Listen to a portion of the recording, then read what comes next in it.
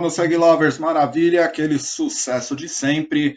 Pessoal, hoje a gente continua o capítulo 7 lá do livro 2. A gente vai falar um pouquinho ainda sobre átomo, vamos finalizar, passar a régua na ideia de átomo com as ideias principais da mecânica ondulatória. Então, a gente viu na semana passada os números quânticos, eu apresentei para vocês todos os números quânticos. Agora a gente vai ver qual é a relação de cada número quântico que a gente estudou com a posição dos elétrons dentro da eletrosfera atômica, tá?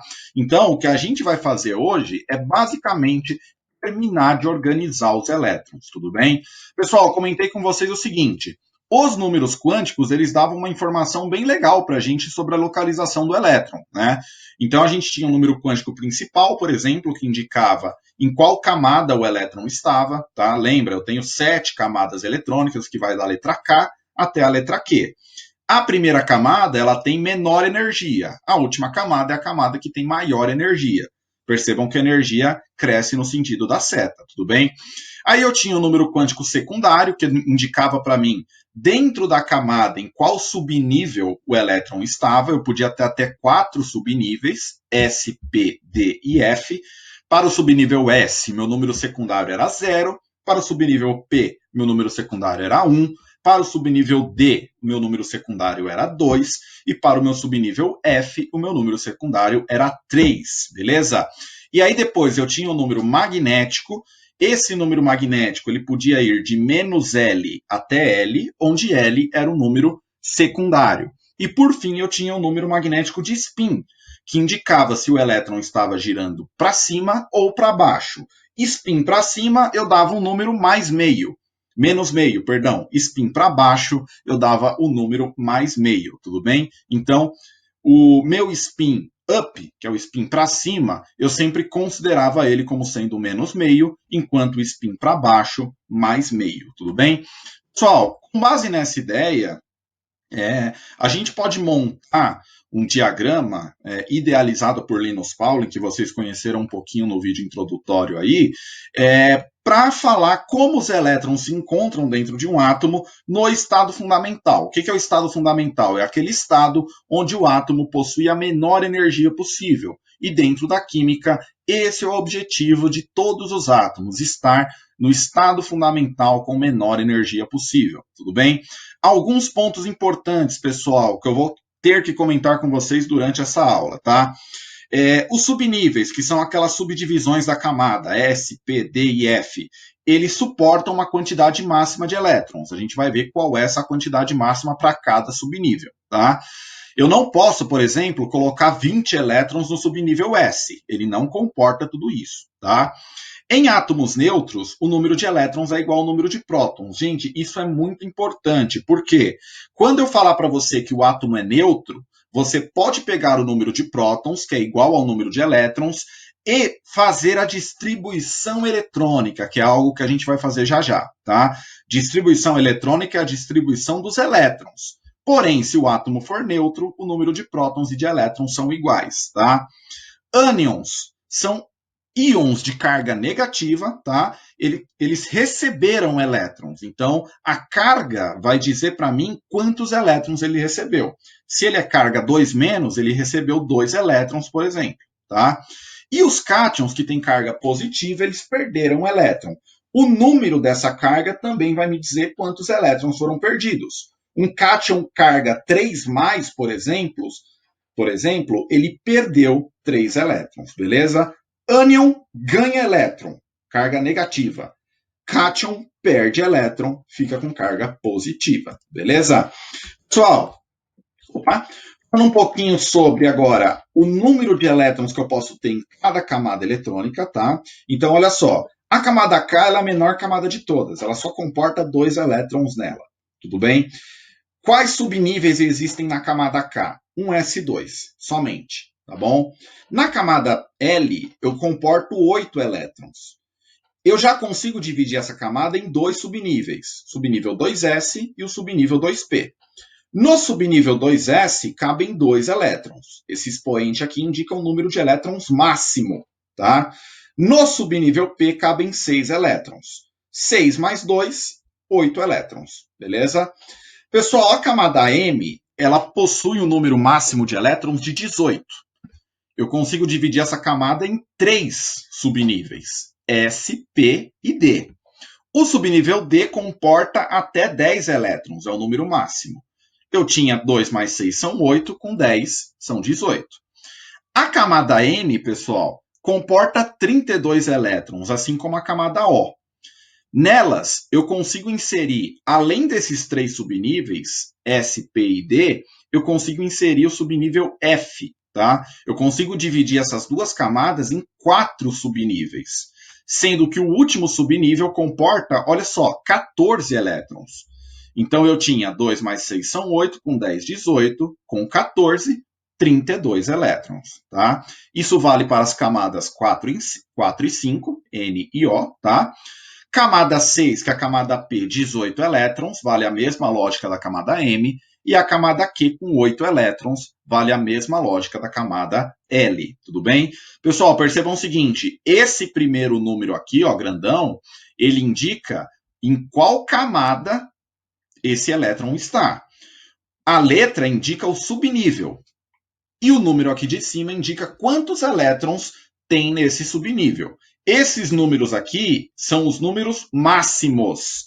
Paulo, pode ter menos que isso? A gente vai ver que pode sim, tá? Só não pode ter mais do que isso, tudo bem? Pessoal, aqui a gente tem o diagrama de Linus-Pauling, tá? O que é esse diagrama de Linus-Pauling? É um diagrama utilizado para a gente organizar os elétrons de forma energética. Então, os elétrons eles ficam organizados nos átomos da menor energia para a maior energia, dos orbitais com menor energia para os orbitais com maior energia, tudo bem? E para fazer isso, a gente só consegue organizar energeticamente a partir do diagrama de Linus-Pauling. Como que você vai seguir esse diagrama, pessoal? Sempre usando as diagonais do seu diagrama, tudo bem? Então, você vai começar aqui no 1S, 2S, 2P e por aí vai. Paulo, quando que eu paro? Você para quando a soma dos seus expoentes atingir o número de elétrons que você quer distribuir. Então, por exemplo, vamos supor que eu queira distribuir 10 elétrons. Onde que eu vou parar? 1S2, tá aqui, ó. 2S2, 2 mais 2 já são 4. Vem para cá 2P6. 2 mais 2 são 4, com 6 são 10. Acabou. Minha distribuição eletrônica está feita, ok? Então, o que você soma é sempre esse número aqui de cima, é sempre o número de expoentes, tá bom? Pessoal, percebam que eu tinha comentado com vocês que cada subnível tem um número máximo de elétrons. Subnível S, no máximo 2 elétrons, tá? Subnível P, no máximo 6 elétrons. Subnível D, no máximo 10 elétrons. E subnível F, no máximo 14 elétrons, beleza? Galera, isso aqui é o diagrama de Pauling e aqui eu coloquei do lado o que significa cada coisa para ficar bem claro para vocês, tá? Esse número grandão, a camada, tá? É o número quântico principal, vai me indicar em qual camada está esse subnível. Essa letra, qual é o subnível? S, P, D ou F? Esse número aqui, expoente, o número de elétrons que tem nesse subnível aqui, tá? Então, essa é a ideia principal. Esse slide aqui é importantíssimo para a gente, tá? Pessoal, 2 exemplos aqui para a gente, olha só. Vou fazer a distribuição eletrônica do cálcio, beleza? O número atômico do cálcio é 20. É um átomo neutro, não tem carga positiva e nem negativa, tudo bem? Se você olhar no diagrama de Linus-Pauling lá atrás, vamos voltar aqui, ó. Você tem, para chegar no 20, 1S2, 2S2, 2P6. 2 mais 2 mais 6 já deu 10. 3S2 mais 2 já deu 12. 3P6, somei 6, já deu 18. 4S2, somei mais 2, já deu 20. Termina aqui, então, a distribuição eletrônica do cálcio. Percebam que eu dividi por cores aqui quais elétrons estão em cada camada. Esses 2 estão na primeira camada, camada K. Esses 8 estão na segunda camada. Esses aqui estão na terceira camada. E esses 2 estão na quarta camada. Tudo bem? Lembrem-se, a terceira camada ela podia ter até 18 elétrons. Isso não indica que eu preciso ter os 18. Eu não posso passar de 18. Nesse caso aqui, ela ficou com 8 elétrons, enquanto a quarta camada ficou com 2 elétrons. Tudo bem? Pessoal, distribuição eletrônica agora do ferro. Se a gente fizer a distribuição eletrônica do ferro, como é que fica? O ferro é 26. Até aqui tinha dado 20, correto? Eu vou subir mais um degrau, vou para o 3D10. Só que para chegar em 26, eu não preciso de 10, eu preciso somente de 6 elétrons. Então, eu escrevo simplesmente 3D6. Tá? O que é organizar de forma geométrica, pessoal? É colocar lado a lado todo mundo que está na mesma camada. Tudo bem? Então, olha só. Esse camarada está na primeira camada, porque ele tem o número 1 aqui na frente. Esses camaradas estão na segunda camada, porque ele tem o número 2 aqui na frente. Esses 3 camaradas estão na terceira camada. E esse camarada está na quarta camada. Tá? Percebam o seguinte. Quando eu coloco dessa forma, eu estou colocando o 4s2 como o nível mais longe do núcleo. Mas não necessariamente ele é o mais energético. O mais energético é o 3D6, porque o diagrama de Linus-Pauling obedece à ordem de energia. Tá? Isso aqui que a gente faz, de organizar as camadas, está obedecendo à ordem geométrica das camadas no átomo. Beleza? Pessoal, uma outra forma que a gente tem para fazer também, para simplificar, é fazer o seguinte. A gente pode pegar conjuntos de gases nobres, que são elementos químicos que têm 8 elétrons na última camada, e escrever dessa forma aqui entre colchetes para simplificar a notação. Tá? Então, por exemplo, o neônio é um gás nobre, ele está na família 8A da tabela periódica, a gente vai estudar depois a tabela periódica com mais calma, tá? E ele tem essa distribuição eletrônica. Ao invés de escrever a distribuição eletrônica do sódio, que tem número atômico 11, desse jeito, eu posso simplesmente colocar neônio, eu estou escrevendo tudo isso aqui, ó, é como se eu estivesse escrevendo tudo isso aqui, e o que sobrou do lado, 3s1, tá? Vocês podem encontrar isso aqui no livro, coisas do tipo. É bem difícil essa notação ser utilizada no ensino fundamental. Ela é mais utilizada no ensino médio. Mas eu já estou apresentando para vocês ficarem preparados com relação a isso, tá? Pessoal, para fazer a distribuição eletrônica de íons, a gente, lembrando sempre que íons são aqueles átomos que perderam elétrons ou ganharam elétrons. Se eles ganharam elétrons, eles se tornaram ânions, carga negativa. Se eles perderam elétrons, eles se tornaram cátions, carga positiva. Tudo bem? O que a gente vai fazer? Faz a distribuição eletrônica do átomo normal, utilizando o diagrama de Linus-Pauling, beleza?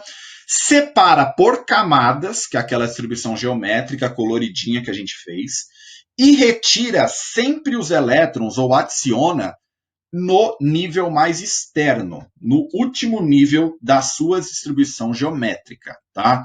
Exemplo, pessoal, olha só. Magnésio, número atômico 12.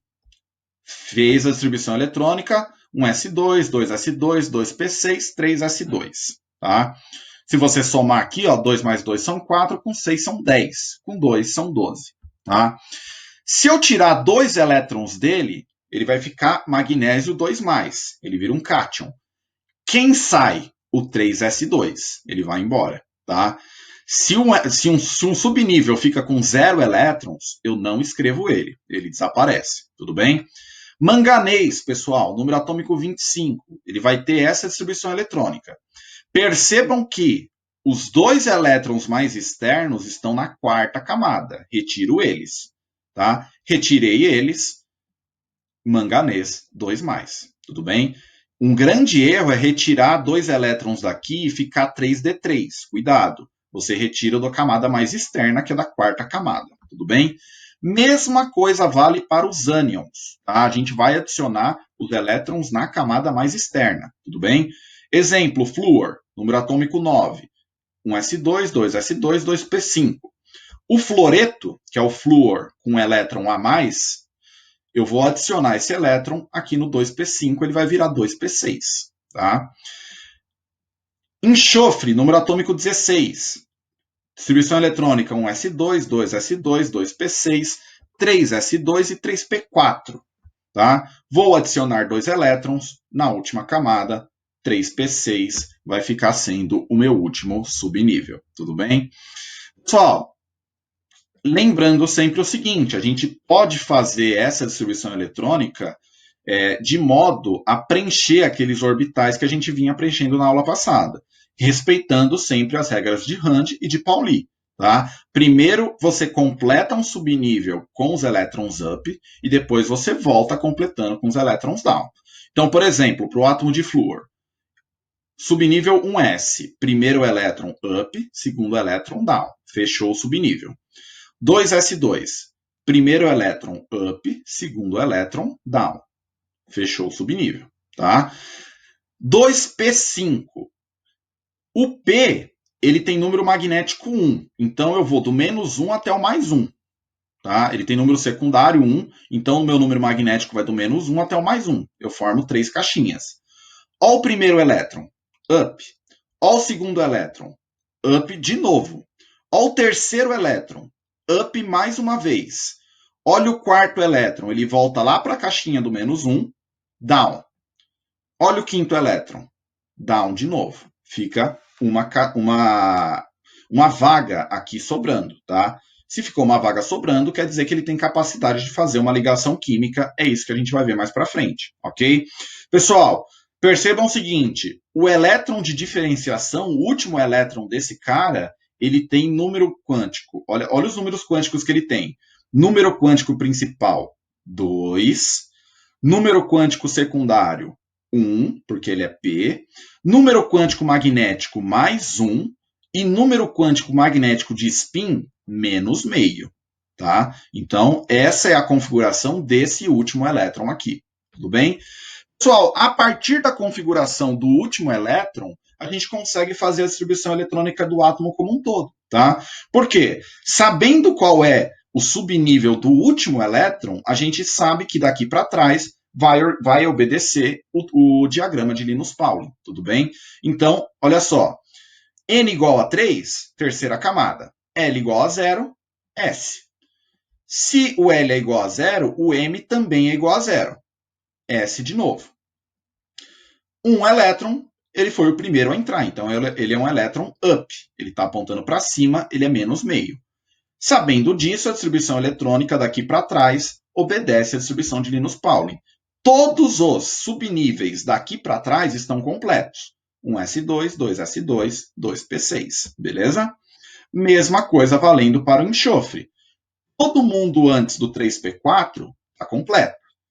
O 3p4 distribuiu daquela forma ali, ó. Primeiro elétron no menos 1 up, segundo elétron no 0 up, terceiro elétron no mais 1 up e o quarto elétron no menos 1 down. Beleza? Pessoal, agora eu vou resolver um exercício com vocês. É o item B do exercício 3 do Agora é com Você. Ele está lá na página 37, tá? E o que acontece? Ele fala que o elétron de diferenciação é o último elétron de um átomo, possui os seguintes números quânticos. 3, 1, menos 1 e mais meio. Pessoal, o que isso quer dizer no fim das contas? Olha só. O último subnível desse cara é o subnível 3. É o nível 3. Tá? É a terceira camada. L igual a 1 quer dizer que o subnível é P. Lembra? S0, P1, D2, F3. Aqui eu estou no 1. Quando eu viro e falo que é M, que o ML vale menos 1, eu estou querendo dizer o seguinte, olha só. Aqui eu tenho menos 1, aqui eu tenho 0 e aqui eu tenho mais 1. Ok? Se ele é menos 1, ele foi o quarto elétron a entrar. Tá? Por quê? Porque eu sei que o número magnético dele é mais meio. Então, olha só. Primeiro entra up, depois entra up, depois entra up e por último entra down. Tá? Então, esse cara aqui ele é mais meio. Se você fizer a contagem, pessoal, da distribuição eletrônica total antes desse elétron, você vai chegar nisso que está aí embaixo. 1s2, 2s2, 2p6, 3s2 e 3p4. Todo mundo antes do 3p4 está completo. Somando os expoentes, 2 mais 2 são 4, com 6 são 10, com 2 são 12, com 4 são 16. Como esse átomo é um átomo neutro, o número atômico dele é igual ao número de elétrons. Se o número de elétrons é 16, o número atômico também é 16, beleza? Pessoal, com base nessa ideia, fica o exercício 4 para vocês fazerem, tá? É o único exercício hoje. Eu sei que isso é um pouco difícil de entrar na cabeça, eu deixei um exercício só para vocês fazerem, tá? E como orientação de estudo ficam os exercícios lá da página 38 e 39, tá? Pessoal, para vocês treinarem ainda mais, além do Eureka, façam mergulhando fundo, tá? Mergulhando fundo é para vocês treinarem ainda mais essa parte de distribuição eletrônica, que é muito importante e vocês vão precisar dela lá no ensino médio, ok? Gente, obrigado e até a nossa live.